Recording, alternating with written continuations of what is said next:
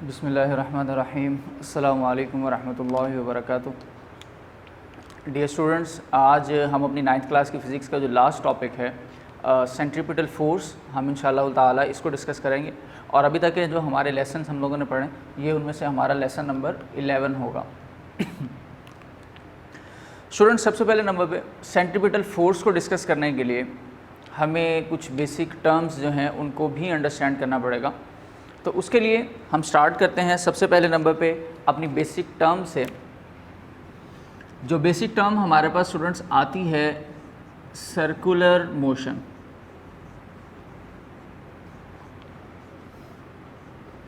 Students, ये आपने chapter number 2 के अंदर जो टाइप्स ऑफ मोशन डिस्कस की थी वहाँ पर आपने इसको अंडरस्टैंड किया था, और ये थी सर्कुलर मोशन। और सर्कुलर मोशन से रेलेवेंट अगर मैं आपको इसकी बेसिक इन्फॉर्मेशन अगेन जो है वो कन्वे करूं, तो आपने सिर्फ ये चीज़ याद रखनी है स्टूडेंट कि when an objects rotate in a circular path, जब भी object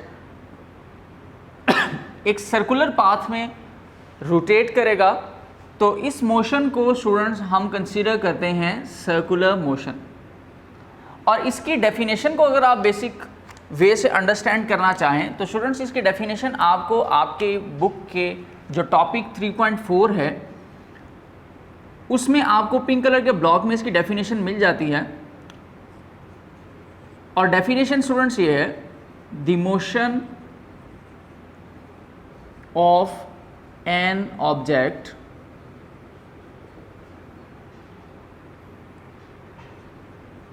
in a circular path is called circular motion।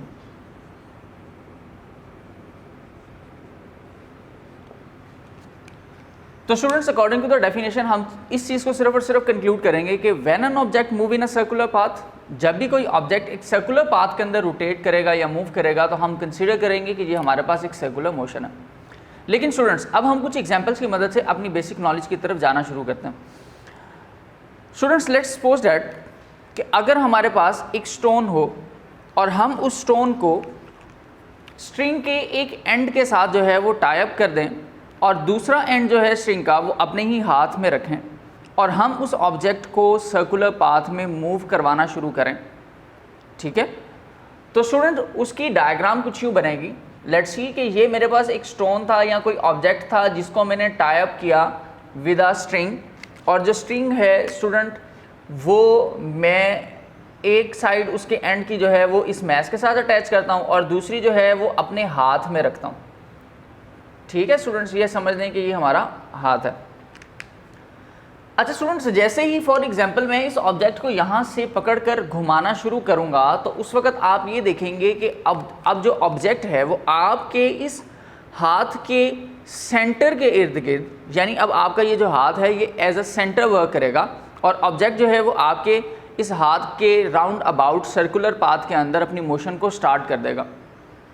लेकिन स्टूडेंट्स, यहाँ पर अगर हम इस चीज़ को देखें कि ये ऑब्जेक्ट अब सिर्फ और सिर्फ इस सर्कुलर पाथ में कौन सी ऐसी वजह है जिसकी वजह से ये मूव कर रहा है। अब एक कंसेप्ट तो ये है कि हमारे पास जो स्ट्रिंग है उस स्ट्रिंग ने इस ऑब्जेक्ट को जो है वो अपने इस सेंट्रल पॉइंट की तरफ जो है वो खींच कर रखा हुआ। लेकिन स्टूडेंट्स, सिर्फ और सिर्फ स्ट्रिंग ऐसी चीज़ नहीं है कि जिसकी वजह से ऑब्जेक्ट जो है वो हमारे पास सेंटर पॉइंट की तरफ ही रहे। यहाँ पर एक और चीज़ जो हमारे जहन के अंदर आती है स्टूडेंट्स, वो ये है कि यहाँ पर कोई ना कोई ऐसी फोर्स मौजूद होगी जो इसको यहाँ सेंटर पॉइंट की तरफ खींच कर रखेगी। क्योंकि नॉर्मली तो हम अपने ऑब्जेक्ट को जिस डायरेक्शन में मूव करवा रहे हैं स्टूडेंट, उसकी डायरेक्शन तो कुछ यूँ होगी हमेशा इस डायरेक्शन में, और हमारी जो फोर्स है जिसकी मदद से हम ऑब्जेक्ट को रोटेट करवा रहे हैं वो भी इसी डायरेक्शन में मूव कर रही है। लेकिन स्टूडेंट्स, अब यहाँ पर हमारे पास एक और फोर्स यहाँ पर जनरेट हो जाती है जिसकी वजह से ऑब्जेक्ट जो है वो हमेशा इस पॉइंट के राउंड अबाउट सर्कुलर पाथ में मूव करना शुरू कर देता है। तो स्टूडेंट्स, यहाँ पर फिर जो लगने वाली फोर्स होती है इस फोर्स को हम नाम देते हैं सेंट्रीपिटल फोर्स का। यानी अगर हम अपनी सेंट्रीपिटल फोर्स की डेफिनेशन लिखना चाहते हैं, इसको डिफाइन करना चाहते हैं, तो इसकी जो डेफिनेशन है स्टूडेंट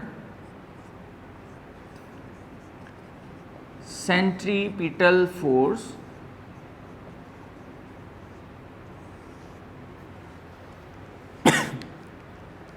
इसकी डेफिनेशन स्टूडेंट्स अब आपको कुछ इस तरह से मिलती है, it is a force that keeps a body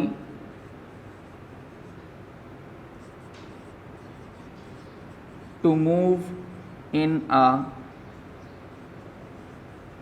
circular path। और हम ये भी इसको डिफाइन कर सकते हैं students, a force that keeps a body to move in a circle.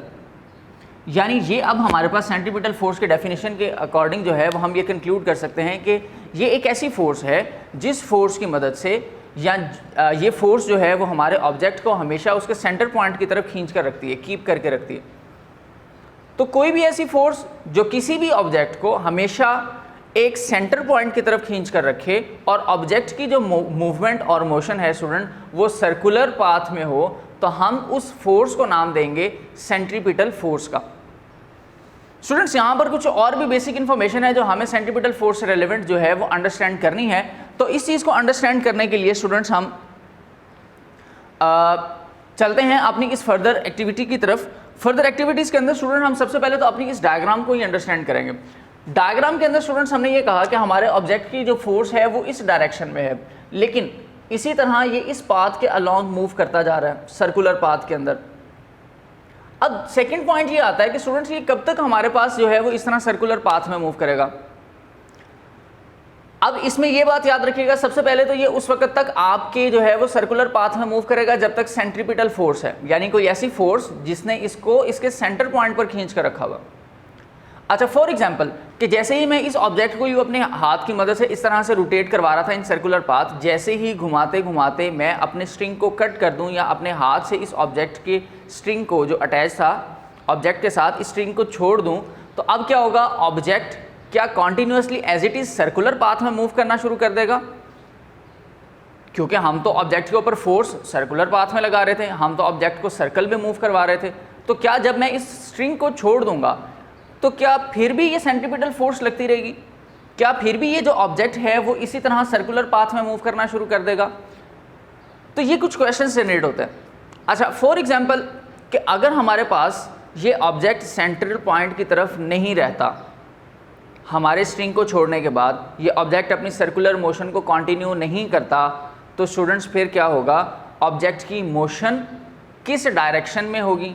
तो ये भी अंडरस्टैंड कर लीजिएगा कि उस वक्त आपका जो ऑब्जेक्ट है वो हमेशा अलोंग दी टेंजेंट मूव करेगा। दिस इज कॉल्ड टेंजेंट, एक स्पेसिफिक पॉइंट पर दिस इज कॉल्ड टेंजेंट। इसी तरह students this is called a tangent. तो ऑब्जेक्ट का जैसे ही सेंट्रीपिटल फोर्स ख़त्म होगा, तो जिस पॉइंट पर आप उसको ख़त्म करेंगे उस पॉइंट से ऑब्जेक्ट अपनी डायरेक्शन को सर्कुलर रखने की बजाय बिल्कुल स्ट्रेट टेंजेंट में मूव करवाना शुरू कर देगा। अब स्टूडेंट्स यहाँ पर फिर एक पॉइंट जनरेट होता है।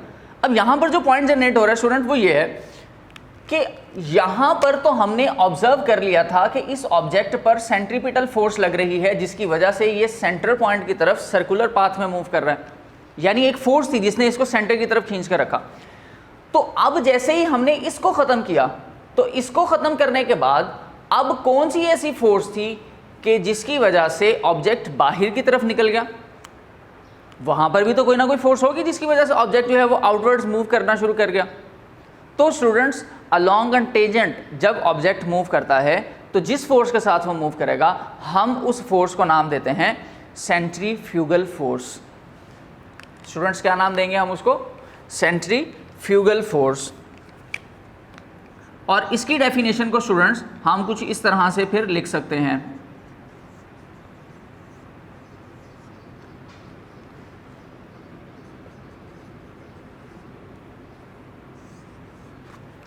centrifugal force can be defined as a force that keeps a body to move outward. और स्टूडेंट अगर आप आउटवर्ड का वर्ड यूज ना करना चाहें तो आप यूं भी लिख सकते हैं to move away from the centre. यानी अब ये हमारे पास इस सेंट्रीपिटल फोर्स का रिएक्शन है, इसके अगेंस्ट मूव कर रही है। तो क्या है कि सेंट्रीफ्यूगल फोर्स ऐसी फोर्स होगी जो किसी भी ऑब्जेक्ट को सेंटर पॉइंट से अवे मूव करवाती है। इसी वजह से हमारा ऑब्जेक्ट जो है वो इन डायरेक्शंस के अंदर मूव करना शुरू कर देता है। जैसे ही हम उसकी सेंट्रल फोर्स यानी सेंट्रीपिटल फोर्स जो है उसको हम खत्म करेंगे तो ऑब्जेक्ट की जो मूवमेंट होगी स्टूडेंट वो आउटवर्ड होगी due to a centrifugal force.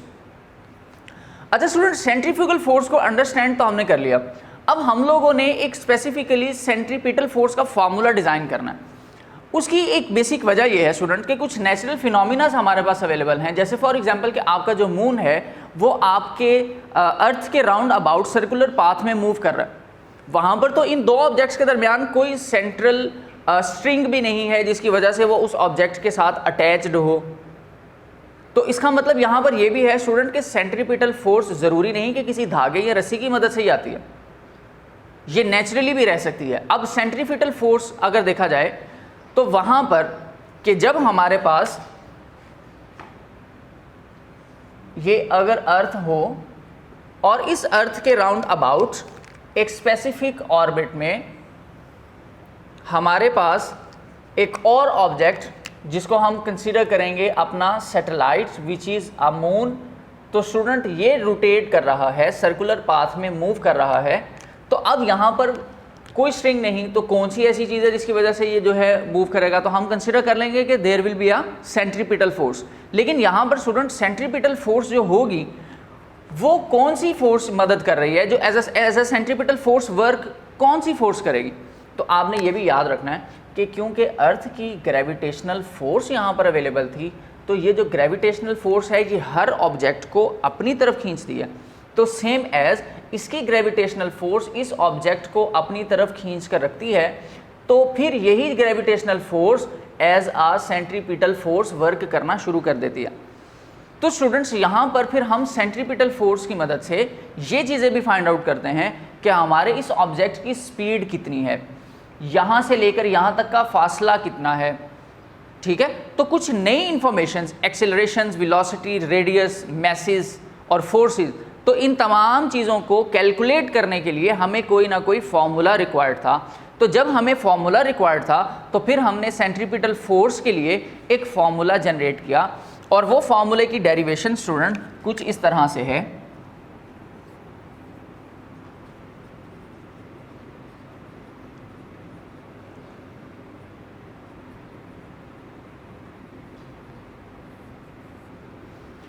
यहाँ पर स्टूडेंट हम सबसे पहले नंबर पर लेट करेंगे कि we have an object of mass m which moves with a uniform speed in a circular path.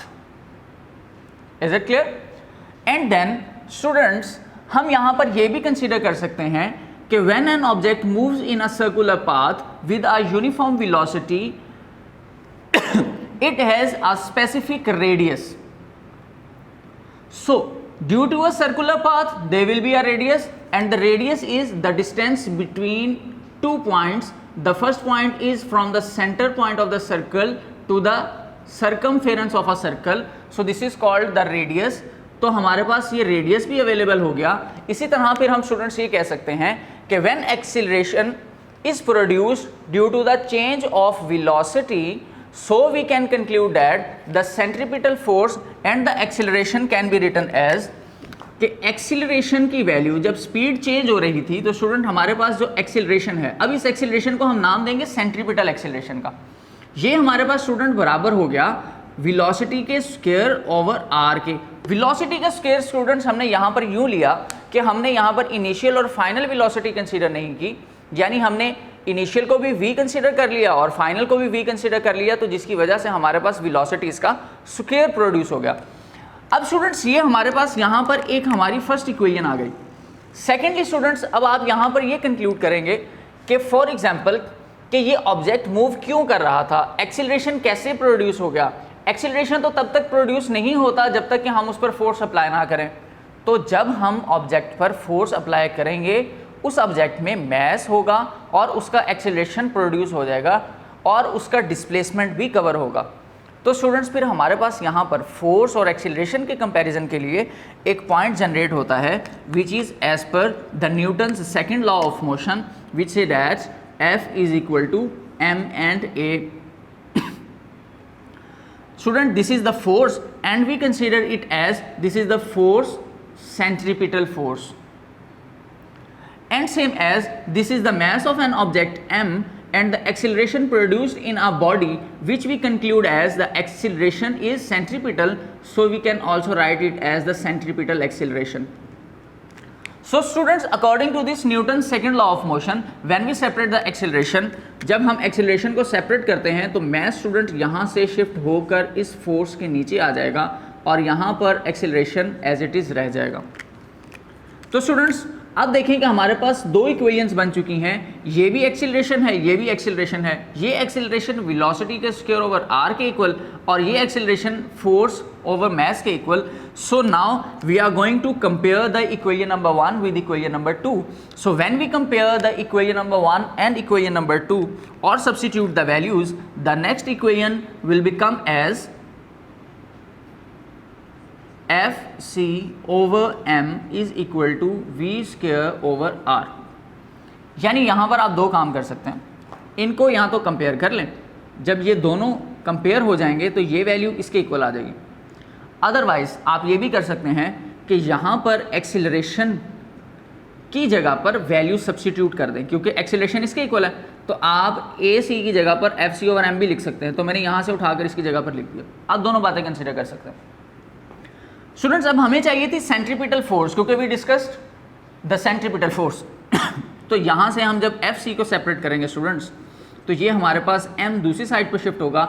So the formula will become as M V square over R. So now this is the final formula for the centripetal force. Students centripetal force के ये फार्मूले के according अगर अब हम यहाँ पर ये देखें कि हमारे पास जब सेंट्रीपिटल फोर्स भी अवेलेबल है तो सेंट्रीपिटल फोर्स के साथ ही अब ये देखना है हमें कि सेंट्रीपिटल फोर्स किन किन चीज़ों पर डिपेंड करती है, what are the factors of centripetal force. और हमारे पास सेंट्रीपिटल फोर्स में अगर हम कोई चेंज लाना चाहें तो कौन कौन से ऐसे फैक्टर्स हैं जिनकी वजह से सेंट्रीपिटल फोर्स में चेंजेस आ सकती हैं।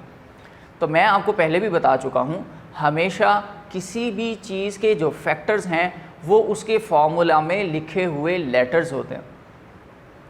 तो स्टूडेंट्स यहाँ पर अगर हम देखें कि हमारे पास कौन कौन से फैक्टर हैं, the number 1 is mass of an object, second one is the velocity and the third one is the reciprocal of radius. अब अगर हमारी सेंट्रीपिटल फोर्स में कोई चेंज आएगा तो वो सिर्फ और सिर्फ इन तीन चीज़ों की वजह से आ सकता है। जैसे फॉर एग्जांपल कि मैं अगर इसका डिस्टेंस बढ़ा दूं, यानी ये रेडियस इंक्रीज़ हो जाए तो फिर सेंट्रीपिटल फोर्स पर इफेक्ट पड़ सकता है। अगर वेट ज़्यादा हो जाए मास का तो सेंट्रीपिटल फोर्स पर इफेक्ट पड़ सकता है। इसी तरह अगर इसकी वेलोसिटी चेंज हो जाए तो भी टोटल सम जो हमारे पास सेंट्रीपिटल फोर्स का इफेक्ट है वो भी चेंज हो सकता है। तो स्टूडेंट्स इसी तरह फिजिक्स में मैं कुछ और बातें भी आपको बता चुका हूँ, जैसे कि फॉर एग्जांपल कि आपने हमेशा अपनी जो सेंट्रीपिटल फोर्सेस हैं या कोई भी फार्मूला है या कोई भी आपके पास डेफिनेशन है उसको याद रखने के लिए तीन चीज़ों का याद रखना ज़रूरी है। और इन तीन में से सबसे इम्पोर्टेंट आपके पास फार्मूला है। यानी जिस बच्चे को फार्मूला याद हो जाता है उस बच्चे के लिए डेफिनेशन को डिफ़ाइन करना और उस बच्चे के लिए यूनिट को ड्राइव करना बहुत ही ज़्यादा आसान हो जाता। तो स्टूडेंट्स आपने वो टर्म्स जिनके फार्मूलाज गिवन हैं वो आपने लाजमी तौर पर याद रखने हैं और यही फार्मूलाज हमारे न्यूमेरिकल्स में भी हमारी हेल्प करते हैं और कुछ नेक्स्ट लॉन्ग क्वेश्चंस में भी हमारी हेल्प करेंगे। इसी तरह स्टूडेंट्स हमारे जितने भी नेक्स्ट चैप्टर्स आएंगे उन नेक्स्ट चैप्टर्स के अंदर हम अपने प्रीवियस नॉलेज को प्रीवियस चैप्टर्स में जो हमने चीज़ें डिस्कस की हैं उन्हीं को साथ साथ कंटिन्यू करेंगे और उन्हीं टर्म्स को दोबारा से अगेन एंड अगेन जो है वो उन नेक्स्ट टॉपिक के अंदर डिस्कस करेंगे ताकि वो चीज़ें जो हैं वो हमारे पास ज़्यादा अच्छी याद हो जाएं और समझ भी आ जाएं। तो इसके लिए स्टूडेंट्स ये भी ज़रूरी है कि आप अपना प्रीवियस नॉलेज जो हम पीछे पढ़ चुके हैं लेसन्स को, वो तमाम के तमाम लेसन्स अच्छी तरह से साथ साथ रिवाइज़ करते रहें और याद भी रखें, वरना फिर आपके लिए नेक्स्ट टॉपिक्स को अंडरस्टैंड करना थोड़ा सा डिफ़िकल्ट हो सकता है।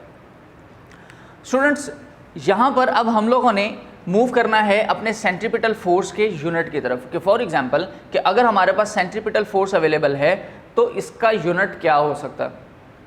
स्टूडेंट सबसे पहले नंबर पे ये क्या चीज़ है, सेंट्रीपिटल फोर्स, इसका मतलब ये फोर्स है। तो फोर्स का यूनिट हमने क्या पढ़ा था, न्यूटन। तो स्टूडेंट सेम एज यहाँ पर हमारे पास जो वैल्यू है ये होगी Fc की न्यूटन के इक्वल। इसी तरह ग्रेविटेशनल फोर्स हो तो भी हम फोर्स है न्यूटन यूज़ कर सकते हैं, ठीक है। तो यहाँ पर न्यूटन इक्वल आ गया और यहाँ पर जब हम इनकी वैल्यूज़ को सब्स्टिट्यूट करते हैं स्टूडेंट्स, तो हमारे पास देखिएगा कि क्या आंसर आता है। लेट्स सी कि मास का यूनिट क्या है स्टूडेंट, केजी। वेलोसिटी का स्टूडेंट यूनिट क्या है, मीटर पर सेकेंड, और ये square as it is, and over. Radius का यूनिट स्टूडेंट हमारे पास होता है मीटर। क्यों, क्योंकि रेडियस का मतलब ये है the length between two points. तो कोई भी चीज़ हो, जैसे for example height, distance, displacement, radius, इसी तरह से स्टूडेंट्स आपके पास ये वर्ड्स जिनसे मेंशन किए जाते हैं, for example H, x, D, S, ये तमाम के तमाम जो लेटर्स हैं स्टूडेंट्स, इसी तरह लेंथ तो ये सारे के सारे जो डिस्कस हमने किए पॉइंट्स, इन सब का मतलब यही होता है डिस्टेंस बिटवीन टू पॉइंट्स। तो जो डिस्टेंस बिटवीन टू पॉइंट्स है वो हमेशा लेंथ होती है, तो लेंथ का यूनिट मीटर है, इसलिए हम यहाँ पर नीचे लिखेंगे मीटर। अब स्टूडेंट्स जब हम इसको एक लीनियर फॉर्म में लेकर आएंगे फ्रैक्शन से ख़त्म करके, तो हमारा फॉर्मूला कुछ यूँ बनेगा, किलोग्राम मीटर स्क्वायर पर सेकंड स्क्वायर। और ये मीटर स्टूडेंट यहाँ से जब ऊपर शिफ्ट होगा तो नीचे पावर +1 है, ऊपर जाकर -1 हो जाएगी, तो हमारे पास फाइनली ये वैल्यू बनेगी m। Same basis powers add हो जाएगी, 2 - 1 1। So students kilogram metre per second square which is equal to the newton. ये हम पहले भी पढ़ चुके हैं, ठीक है स्टूडेंट। तो उम्मीद है कि आपको इसके यूनिट की भी समझ आ चुकी होगी। अब हम लोग स्टूडेंट सिर्फ 3 एग्जाम्पल्स जो हैं हमारे पास एप्लीकेशनल एग्जाम्पल्स, वो डिस्कस कर लेते हैं अपने इस टॉपिक से रेलेवेंट, कि सेंट्रीपिटल फोर्स और सेंट्रीफ्यूगल फोर्स किस तरह से वर्क करती है और हमारे लिए क्या ये रियल लाइफ के अंदर भी हेल्पफुल हैं या नहीं। तो सबसे पहले हम डिस्कस करते हैं अपनी सेंट्रीपिटल फोर्स को। तो स्टूडेंट्स ये याद रखिएगा कि सेंट्रीपिटल फोर्स के अकॉर्डिंग अगर हम देखें तो सेंट्रीपिटल फोर्स सबसे पहले नंबर पे तो हमारी इस ऑब्जेक्ट को, यानी कि मून को अर्थ के राउंड अबाउट सर्कुलर पाथ में मूव करवाने के लिए बहुत ज़्यादा रिक्वायर्ड है। इसी तरह एक और एग्जांपल जिसे हम कंसीडर करेंगे एज अ एग्जांपल ऑफ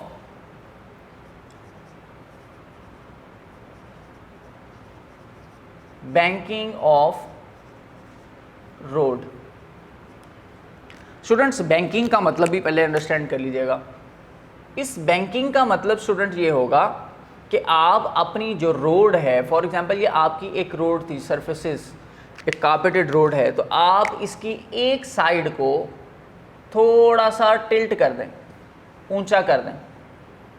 अब कई बच्चे यहाँ पर गलती स्टूडेंट्स ये करते हैं कि मोस्टली स्टूडेंट्स से ये आपकी एक्सरसाइज में क्वेश्चन भी है इससे रेलेवेंट, कि हमारे पास बैंकिंग ऑफ रोड क्यों की जाती है, ठीक है।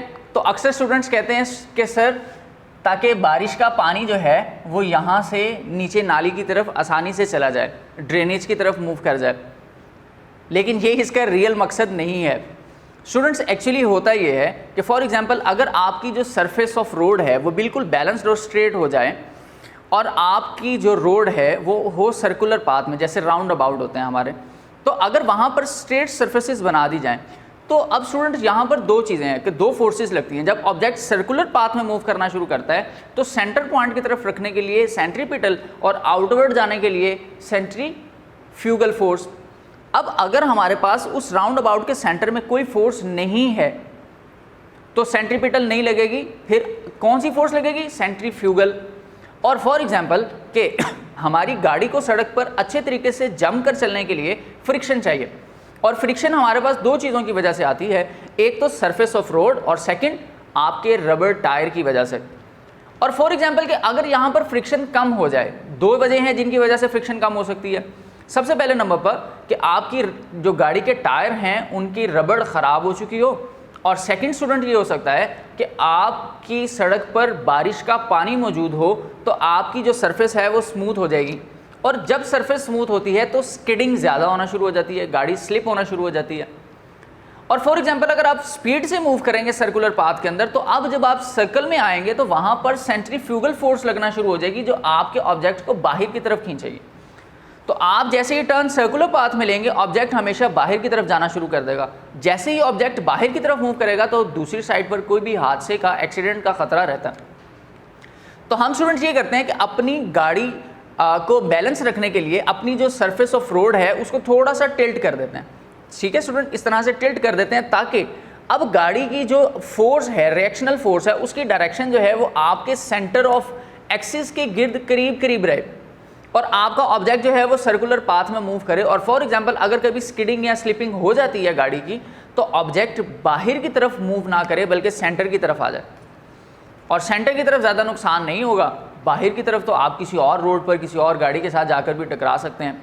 ठीक है, तो स्टूडेंट्स हम लोग क्या करते हैं, फिर यहाँ पर बैंकिंग ऑफ रोड करना शुरू कर देते हैं, और बैंकिंग ऑफ रोड की डेफिनेशन भी स्टूडेंट आप लोग रीड आउट कर सकते हैं। और बैंकिंग ऑफ रोड की जो डेफिनेशन है स्टूडेंट, ये आपको आपके सेंट्रीफ्यूगल फोर्स का जो नेक्स्ट पेज है उस पर आपको ये इंशाल्लाह ताला मिल जाएगी।